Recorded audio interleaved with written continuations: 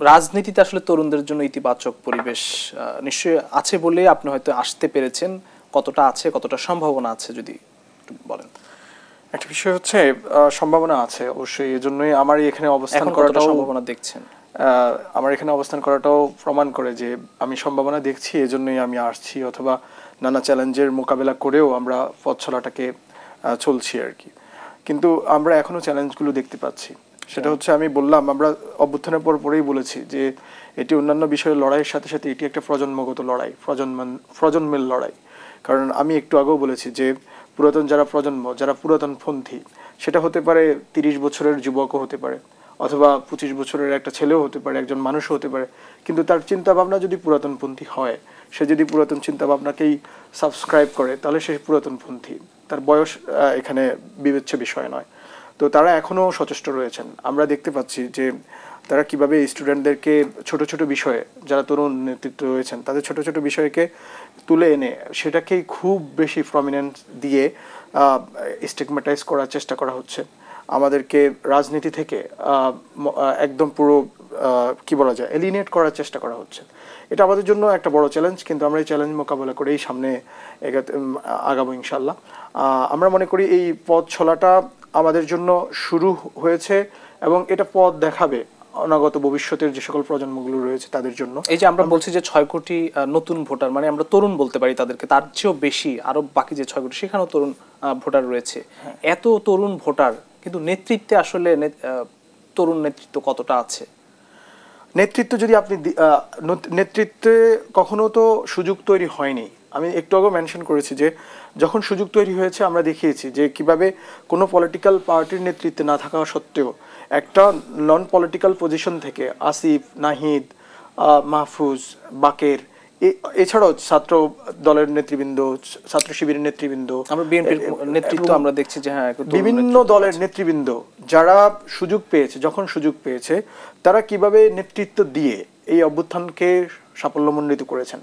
এবং এরপরেও যারা সুযোগ পেয়েছেন, সরকারে যারা সুযোগ পেয়েছেন, বিভিন্নভাবে সমাজে যেখানেই যাদের কাজ করার সুযোগ রয়েছে তারা সেগুলো করে এবং কোয়াইট সাকসেসফুলি করেছেন। কোনো মানে ভুল ত্রুটি হয়নি এমনটা আমি বলছি না। অবশ্যই আমাদের ভুল ত্রুটি থাকবে, আমরা শিখছি, আমাদের চলার পথে অনেক আমরা ভুল করব, কিন্তু সেক্ষেত্রে তার জন্য আমাদেরকে এলিনিয়েট করার যে একটা প্রচেষ্টা, যে একটা ন্যারেটিভ তৈরি হচ্ছে, সেটাকে আমরা তারুণ্যের যে রাজনৈতিক পথ চলা সেখানে আমরা চ্যালেঞ্জ হিসেবেই দেখছি। কিন্তু আমরা একই সাথে সাথে রাজনীতিতে একটা গুণগত পরিবর্তনের দিকও লক্ষ্য করছি। আমরা যদি দেখি যে দলীয় রাজনীতিতেও এটার প্রভাব পড়েছে। এই যে ছাত্র সংসদ নির্বাচন গুলো হচ্ছে, সামনের দিকে আরো হবে, আপনার ডাকসু, জাকসু, রাকসু, বিভিন্ন সরকারি বিশ্ববিদ্যালয় রাজনীতিকে কতটা সমৃদ্ধ করবে? এটা অবশ্যই সমৃদ্ধ করবে। আপনি যদি দেখেন তাহলে দেখেন যে আমি যদি ঢাকা বিশ্ববিদ্যালয়ের যে কেন্দ্রীয় সংসদ নির্বাচন, সেই সংসদ নির্বাচনে যারা প্রার্থী হয়েছেন তাদের বয়স দেখি, তাহলে আমরা দেখব যে তারা মানে খুবই রিসেন্ট কন্টেম্পোরারি সেশনের 19-20, 18-19 সেশন, 17-18 সেশন, এছাড়াও এর নিচেও জুনিয়ররাও রয়েছেন।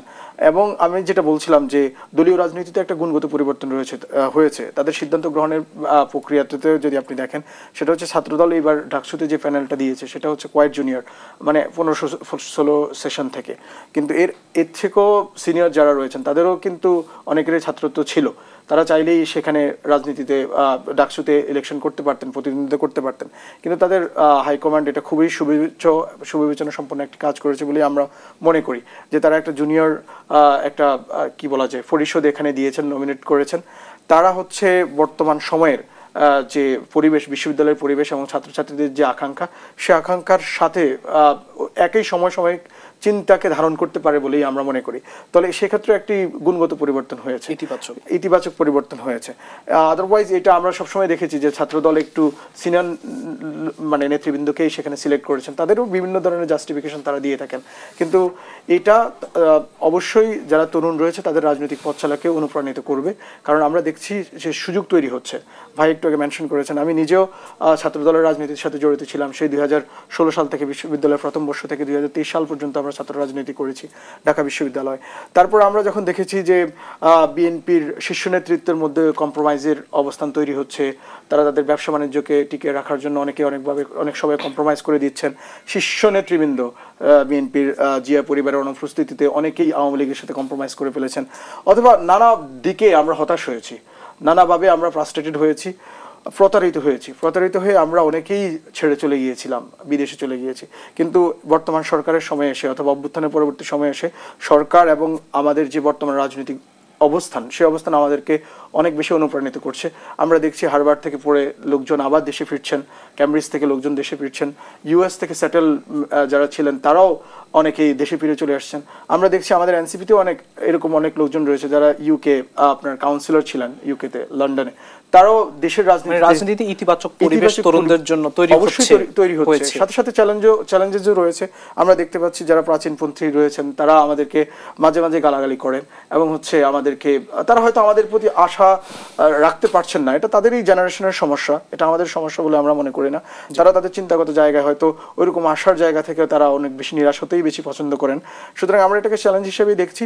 তবে আমরা মনে করি যে একটি জোয়ার তৈরি হয়েছে, যে একটা সম্ভাবনা তৈরি হয়েছে, সেক্ষেত্রে এই সরকার আমাদেরকে যেভাবে সহযোগিতা করছে এবং সরকারের একটা পজিটিভ অ্যাপ্রোচ রয়েছে, সমাজের অন্যান্য যে অ্যাপারেটাস, সেটা বলেন সিভিল ব্যুরোক্রেসি বলেন অথবা সিভিল সোসাইটি বলেন, মিলিটারি ব্যুরোক্রেসি, তারাও আমাদের অনেক কিছুকেই খুব সুন্দরভাবে দেখছে এবং আমাদেরকে অনুপ্রাণিত করছে।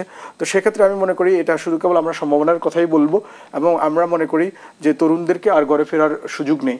তরুণরা আমরা যেহেতু একবার ঘর থেকে বেরিয়ে এসেছি, আমরা যে কমিটমেন্ট জনগণকে দিয়েছি, যে কমিটমেন্টের কারণে জনগণ আমাদের সাথে নেতৃত্বে রাস্তায় নেমে এসেছেন এবং তাদের প্রায় 2000-এর বেশি লোকজন স্যাক্রিফাইস করেছেন তাদের জীবন, আর 30,000-এর মানুষ তাদের অঙ্গকে স্যাক্রিফাইস করেছেন, আহত হয়েছেন এবং তারা এখনও তাদের সেই শোক এবং সেই অসুস্থতা বয়ে বেড়াচ্ছেন। কারো চোখ হারিয়েছে, হাত হারিয়েছে, পা হারিয়েছে। আমাদের যে কমিটমেন্ট সেখানে ছিল, আমরা অবশ্যই সেগুলোকে বাস্তবায়ন করেই তারপর ঘরে ফিরবো, সেই চ্যালেঞ্জটাই আমরা নিচ্ছি এবং আমরা সেখানে সবার সহযোগিতা পাচ্ছি। কেবলমাত্র কিছু গুটি কয়েক যারা আমাদের একটু আগে বললাম, এবং আমরা মনে করি যে আওয়ামী লীগকে কোনোভাবেই ফিরে আসতে দেওয়া যাবে না এবং আওয়ামী লীগকে যে কোনো ফর্মে আমরা সরকারকে সাধুবাদ জানাই যে সরকার গতকালকে আবারও তাদের যে পূর্ববর্তী একটি পদক্ষেপ, সেই পূর্ববর্তী পদক্ষেপের আবারও কঠিন অবস্থান ব্যক্ত করেছেন গতকাল। আমরা মনে করি আওয়ামী লীগ বিভিন্নভাবে ফিরে আসতে চেষ্টা করছে। নতুন এই ব্যবস্থায় আমরা যতটুকু প্রত্যাশা করেছিলাম যে আওয়ামী লীগকে আমরা পরাজিত করতে পেরেছি অথবা আওয়ামী লীগ ওরকমভাবে শক্তিশালীভাবে ফিরে আসতে পারবে না, কিন্তু আমরা দেখছি কালচারাল ফ্রন্টে, ইকোনমিতে এবং সিভিল সোসাইটিতে এবং সিভিল ব্যুরোক্রেসিতে, ইভেন মিলিটারি ব্যুরোক্রেসিতেও আওয়ামী লীগের সেই যারা সমর্থক ছিলেন, যারা গণহত্যায় অংশগ্রহণ করেছেন, বুদ্ধিভিত্তিকভাবে সহযোগিতা করেছেন, অর্থনৈতিকভাবে সহযোগিতা করেছেন অথবা এনি ফর্মে যারা এঙ্গেজ ছিলেন, তারা এখনো বহাল তবিয়তে রয়েছেন। সেটা একটা চ্যালেঞ্জের জায়গা বলে আমরা আইডেন্টিফাই করছি। তো আমরা সরকারকে সাধুবাদ জানাই। এছাড়া সরকারকে আবারও আমরা অনুরোধও করি যে এই সকল বিষয়ে আরও বেশি কঠোর হওয়ার জন্য জনগণকে একটি স্পষ্ট মেসেজ দিতে হবে যে সরকার যে রক্তের উপর দাঁড়িয়ে রয়েছে, সেই রক্তের সাথে তারা কখনোই কম্প্রোমাইজ করেনি, সামনেও করবে না। What ever the situation is, it will not be changed. তারা এই যে প্রমিসটা অথবা যে প্রত্যাশা, সেই প্রত্যাশার মধ্যে যে 3টা ম্যান্ডেট নিয়ে তারা এসেছে, সেটা হচ্ছে সংস্কার, তারা বিচার এবং একটি গণতান্ত্রিক ট্রানজিশনের জন্য একটি নির্বাচন, সুষ্ঠু নির্বাচন, সেগুলোর মধ্যে দিয়ে তারা যাবে এবং জনগণ তাদেরকে সম্মান